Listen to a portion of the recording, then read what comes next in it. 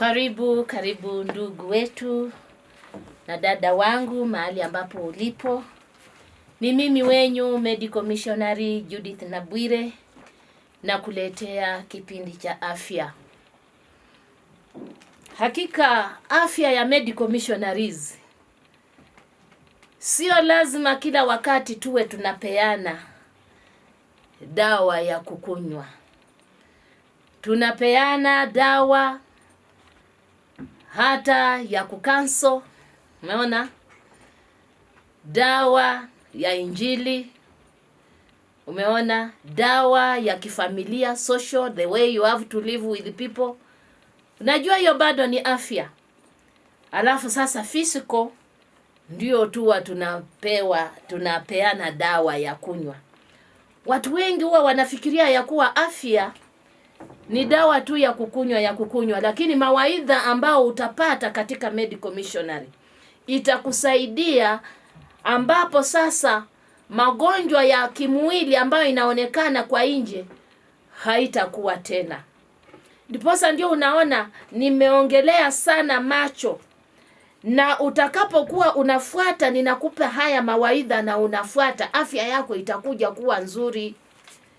Hautakuwa affected physically, kwa sababu wewe bwana, kama last time niliongelea juu ya macho ambayo ni meusi, na macho meusi around the eye imetokana na kupigwa. Mbona upige mke wako? Mbona watoto mpate kupigana kule shuleni? Mbona marafiki mpate kupigana? Na mara nyingi shetani ameelekeza ile, kama ni ngumi inaelekezwanga tu kwa macho. Mbona mume wewe upige mke wako, na unapompiga unamwelekeza tu kwa macho? Bwana, penda mke wako jinsi unavyojipenda mwenyewe, na wewe penda mwenzako jinsi Bwana unavyojipenda na wewe mwenyewe. Kwa nini utape mwenzako ngumi mpaka macho yake yawe meusi? Leo bado tuko kwa macho. Macho ni mengi sana, hasitaorodhesha yote, lakini unaweza ukapiga simu, pengine ulienda katika hospitali ukaambiwa shida ya macho yako ambayo mimi sija mention, na pengine hata vile wanahitaja kidaktari, yani lugha ya kidaktari ambayo sisi hatuwezi tukayafikia. Utapiga simu katika TV ya Amazing Voice of Victory. Tutakapokuwa ninamalizia leo mambo ya macho, leo tunaenda kwa night blindness. Kuna watu ambao wameenda hospitali na wameambia madaktari ya kuwa au wako na shida ya night blindness. Sana sana huwa wanakuwa vipofu kabisa wakati wa usiku. Anakaa yeye na kipofu, hakuna tofauti. Kipofu kabisa wakati wa usiku. Bwana, kama wewe uko normal, hata usiku unafaa uwe unaona. Mpaka usiku unaona. Eti giza ikiingia, huyo mtu anakuwa completely blind. Ajui vile anapeleka mguu, ajui hata anagongana na mti, aoni kabisa kwa sababu giza imefika. Ninaongea na mtu kama huyu, ikifika usiku yeye ana run to blindness, yeye anakuwa kipofu. Sasa signs ya kipofu ni nini? You do not see clearly in the dark. Auoni vizuri kabisa, unaweza kujigonganisha kwa anything. Uoni vizuri usiku. Bwana, watu ambao sio vipofu, yani hata usiku mtu anaweza kujiongoza na kwenda bila hata kukuwa na tochi na kitu cha kumulika chochote. Kwa hivyo when you go out into the dark, your eyes seem to adapt very slowly. Yani hata huoni kabisa vizuri. Wewe uko na night blindness. Ni nini hiki ambacho kinalete shida kama hii? Tunaambiwa ni lack of vitamin A. Nimeongelea sana hapa vitamini A, mpaka sasa tuko na tablets za vitamini A. Tuko na madawa ya vitamini A. Na tena sana tena hata tumejifundisha vyakula vya vitamini A. Ukiwa na hii shida, Bwana wewe utakuja upate Bwana madawa ya vitamini A, na tupate pia kukuongoza, na bado tutakwambia vyakula gani ambavyo unafaa ule.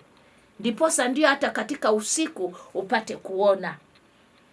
Kwa hivyo ndugu mpendwa, tunaona ya kuwa mwili huwa unataka hakika kupata hizi vitamini ndio vipate kuona vizuri. Na hii inatokana, night blindness ukiwa nayo ilitokana na vyakula hafifu, poor diet, deficiency of diet, not even poor, ulikosa vyakula vya kutosha vyenye vinaleta. Vyakula kama hivi tunaona ya kuwa vyakula ambavyo viko na zinc deficiency.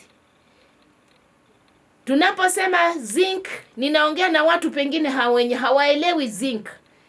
Lakini Bwana tumetengeneza hizi vyakula in form of tablets, in form of dawa, ambao uko na night blindness, you can actually take this medicine so that your deficiency can be halted. Na hii yote inatokana na vitamini A. Natural remedies. Make sure you get vitamin A vile nimesema. Na tunaambiwa ya kuwa hata unapokula hizi vitamini A usije ukakula sana. That's why sisi sasa ni madaktari. You need dosage. Haitakikani sasa overdose. If you overdose vitamini A pia iko na madhara. Kwa hivyo tunaona ni vizuri katika vitamini A. Tunaona tuko na vitu ambavyo tunaita carotenoids. Na sana sana hautaelewa, lakini wacha niwaambie kitu ambacho wewe huwa unakiona. Kama uko na hii shida, tukishakupea madawa, tutakuelekeza upate kujuice carrot. Na kwa siku utakuwa unakunywa vikombe 3 vya carrot juice.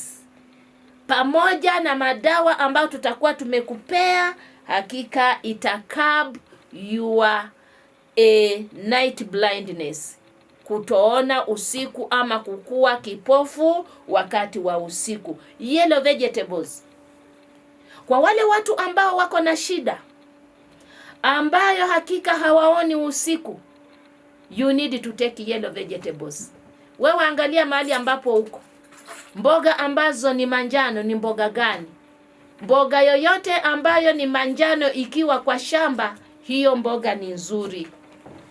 Kuna mboga ambazo ni manjano, na saa zingine pia zile ambazo zimekuwa green zinakuwa manjano kama hatujazipika haraka. Pia hizo usiwe unazitupa sana. Kabla hazijaoza ni vizuri pia zikiwa manjano hivyo upate kula. Kwa hivyo ndugu, ni vizuri tena sana mboga manjano. Tutakuta pumpkin ni mboga pia. Hiyo ni natural, ikiwa very fresh ni nzuri. Ukipata kiazi ambacho ni manjano ni kizuri. Yellow potato, that is sweet potato, ukiwa kama hauna tuseme ulcers, yellow potato, anything with yellowish, ikiwa bado fresh, it is very good for those people who have got night blindness.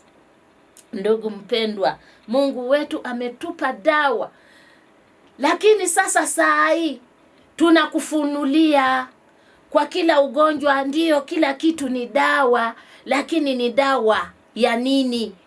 Tunakufunulia ni dawa ya kitu fulani, ugonjwa fulani, na mpaka tumekuja kuona ya kuwa ni dosage. Yes, wengi sasa saizi wako na masimu.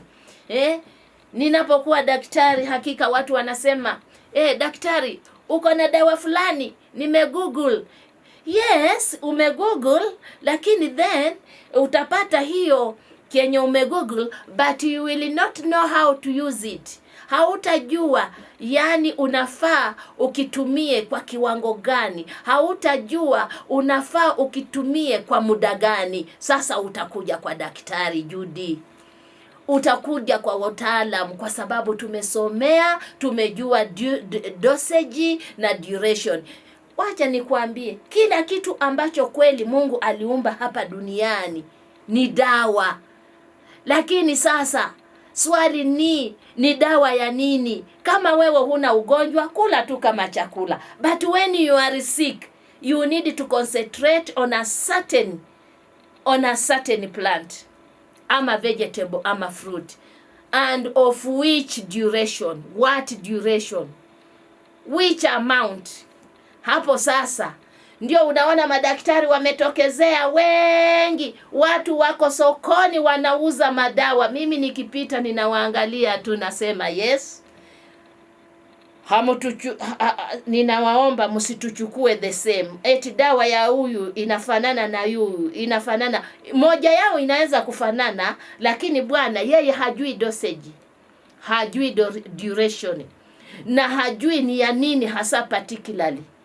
Ninapoongea hivi, ninaongea na wale watu ambao wamejitokeza kujiita madaktari, ambapo sasa wanapoteza hakika nia ya Mwenyezi Mungu apate kuponya watu siku za mwisho. Ndiposa ndio tuliitana, tafadhali watu wapate kuja waingie katika shule ya medical missionary.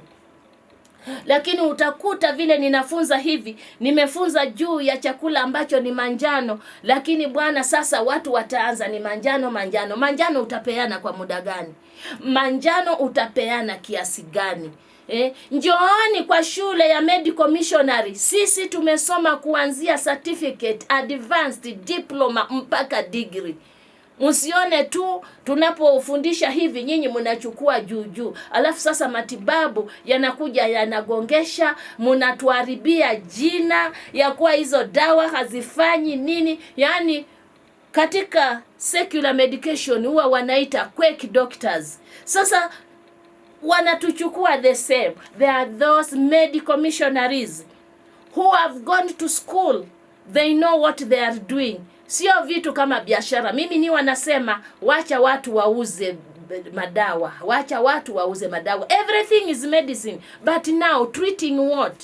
For how long?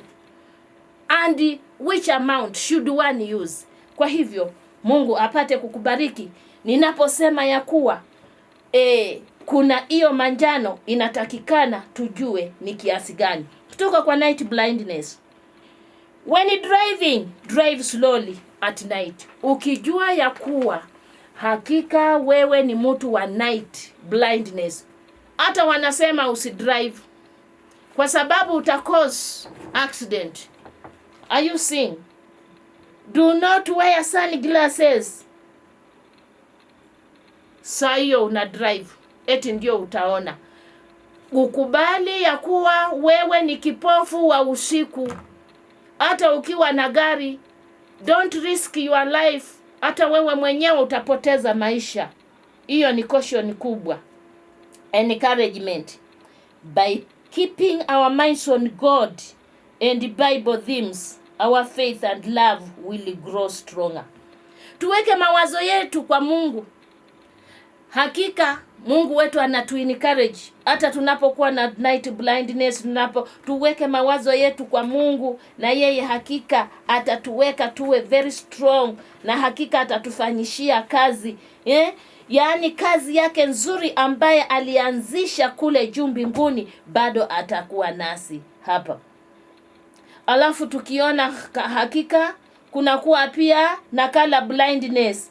Kumbe katika hii dunia, tutaanzia hapo next time. Katika hii dunia vile tuliumbwa, binadamu aliumbwa na colors fulani. Mpaka mtu mwingine anapoona manjano anasema ni green, anapoona black anasema ni red. Wewe uko na defect. Tutamalizia hapo tukienda kwa dry tear duct. Kuna watu wengine ambayo macho yao ni kafu kabisa. Yani anaonekana upepo tu ndio unapita. Yani ni very dry, mpaka hata anakuwa na ulcers, yani vidonda ambavyo vinafanya macho mpaka inakuwa nyekundu. Kwa hivyo encouragement, Mungu wetu anatuambia hakika katika kitabu cha Zaburi 31:24, ya kuwa tukiweka mawazo yetu kwa Mungu na kwa Biblia, hakika yeye ni mwaminifu kabisa. Yeye atatutendea yale yote, na tutakuwa na mbingu ndogo tukiwa hapa duniani. Na wale wote ambao wanaotuzingira, ambao wako na hitaji, tuwasaidie. Ndugu mpendwa, usiseme utakuwa na vitu mingi sana vibaki ndio usaidie mwanadamu. Kile kidogo ambacho uko nacho share. Ukishare hivyo hivyo ndio tutafanya kule juu mbinguni. Yaani tuanze kukua mbinguni tukiwa hapa chini, na Mungu wetu apate kukubariki. Asante sana. Ni mimi wenyu Medical Missionary Judith Nabwire. Tukutane tena Jumatano ijayo. Asante.